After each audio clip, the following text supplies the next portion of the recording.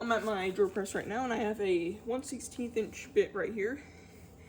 And here's just a piece of like corner aluminum, and I have two little cutouts, very tiny, like just about a centimeter or so long blades for the chatterbait. And I'm going to drill these out before I cut them, so that it's easier to hold them down and not have them go everywhere when trying to drill it.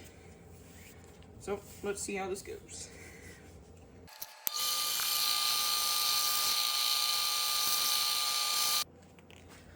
Well, there we go, got all the holes drilled out.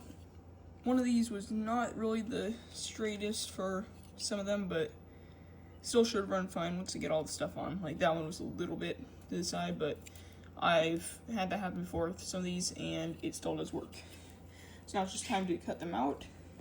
I'll just be using some tin snips, which work perfect with this aluminum because it's not very hard to cut. Just be careful with it though. There we go. Got that cut there, and then I will cut down here. There's one blade off.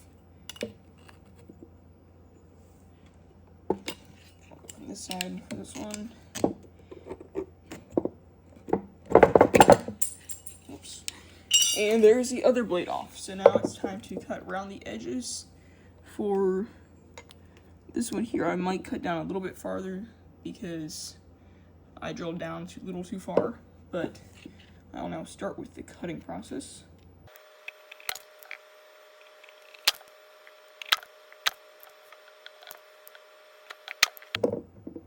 Right, there's one.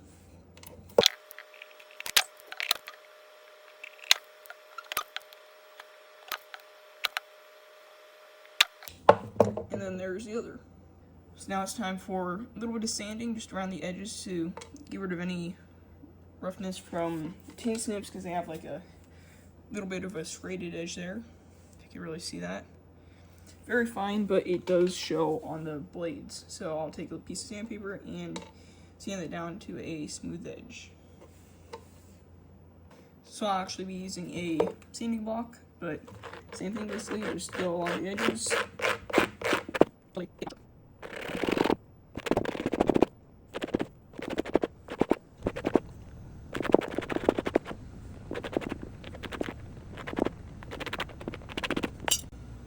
And after a quick sand, these are ready for the next step.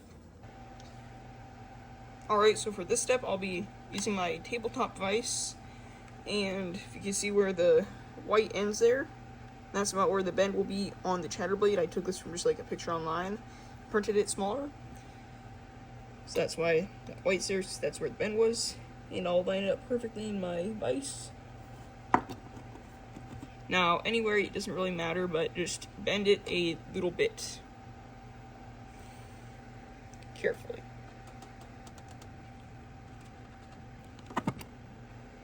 There, that should be good. Just got a little bend in it. Then I'll do that for the other one. There we go. Now, those blades are bent, and these are ready to have jigs put on them. Alright, so for the hooks, or the jigs, I'll be using some split shots. These are some, like, pinch on that you could take off. I'll be taking off the part here that you can pinch with pliers to open up the split shot again on both of these. Then I'm going to be using just some Aberdeen hooks, and I'm going to be putting a little bend in them to make the jig hooks, because I do not have any small enough. So I just like to take it so that the eye is just sitting off of my pliers there, and give it a bend. Really doesn't matter what you put the bend as, but that should be enough. And I'll do that with the other one as well. There we go, now we have some custom jig hooks, and I will just be taking off the pinch off feature of the split shots.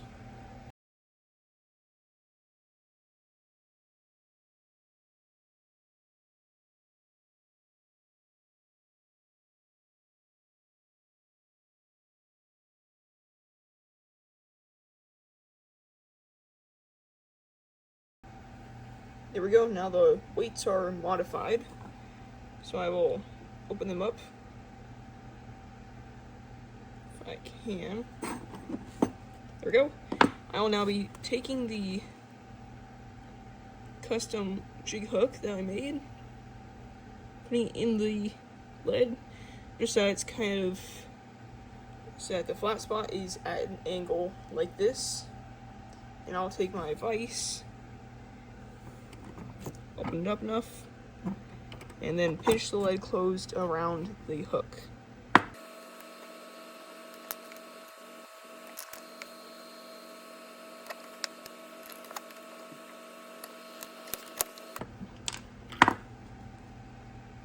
There we go. Now I'll do that with the other hook and make a second jig head.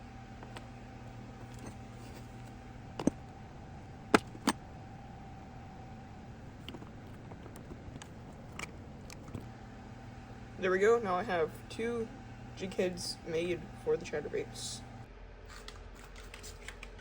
Alright, well now it's time to powder coat the jig heads. You could of course just paint them or leave them plain if you want to, if you do not have powder paint, but I'm going to be using just some ProTech powder paint. This is chartreuse glow and then just white glow. And to do this, I will be grabbing my jig heads with some pliers, those pliers, and then heating them up with a lighter. You could of course do this with a heat gun, but I don't want to get mine out right now, so just do a little bit in the lighter so you don't melt the lead. Should be good enough, and I'll just do the chartreuse glow first.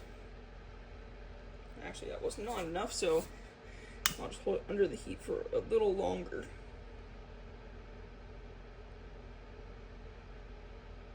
That should be ready now.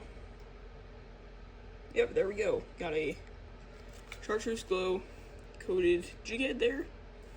I'll set this aside. Can set that aside now, and I will paint the other one white.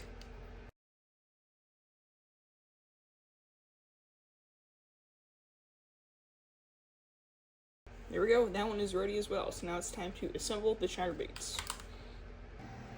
And now it's time to get the jig heads all assembled, or the chatterbaits all assembled. So starting off, we'll be taking a size 1 split ring there and putting it in my split ring pliers to open it up. There we go. And I'll take the chatter blade and get the split ring on it, just on the bottom hole where it would normally attach.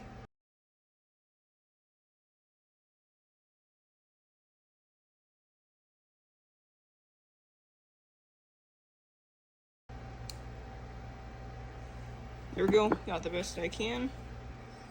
And I will be putting the jig head on. So I'll have it like this. And I'll make sure that I keep it like this when putting it on the split ring, so that I can go on the correct way.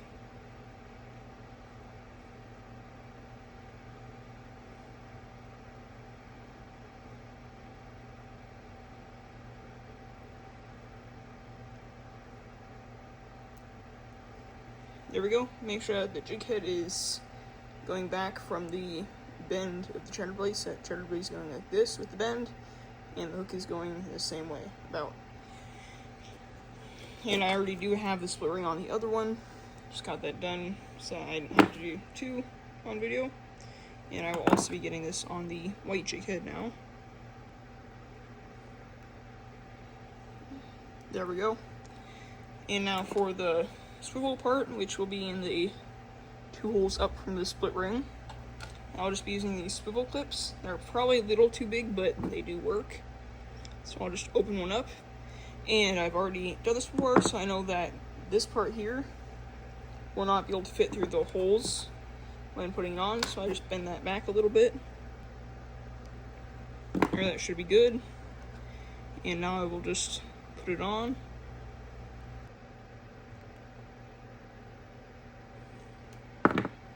There we go, now that is completely assembled, so that it's all free moving, and I'll do that with this one and get back to you when that is done.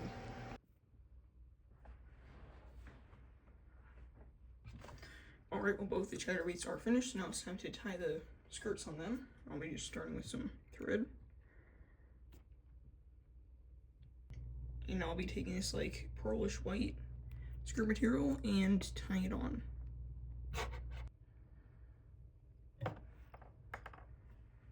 There we go. Now I'll just get this tied off and add some UV resin, and that will be done.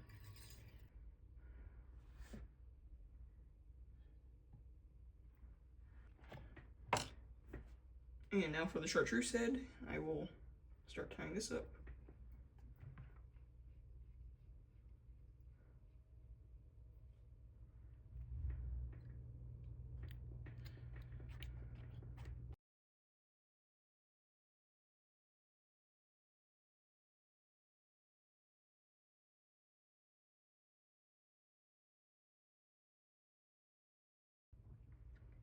And now for the chartreuse, I'll be doing like a black and blue skirt material.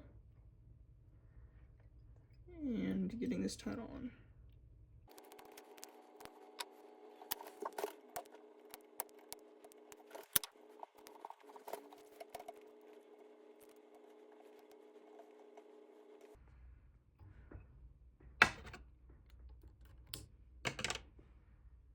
We'll have a little chatterbait fully rigged up with the fluke on it. Now you can see what it actually looks like.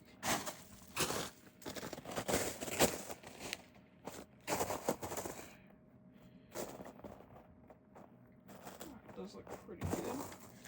A little bit of fast retrieve. Alright.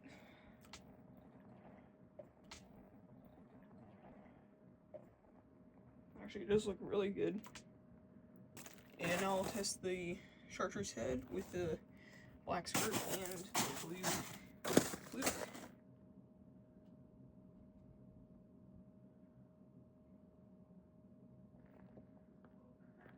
Let's see what it looks like.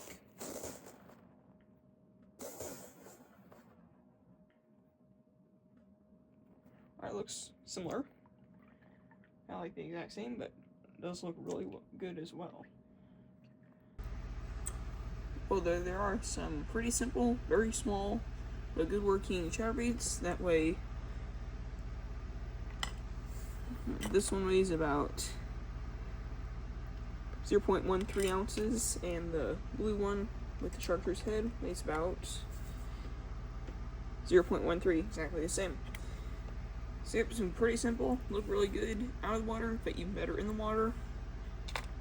Little chatterbaits. Thank you guys for watching. See you in the next video.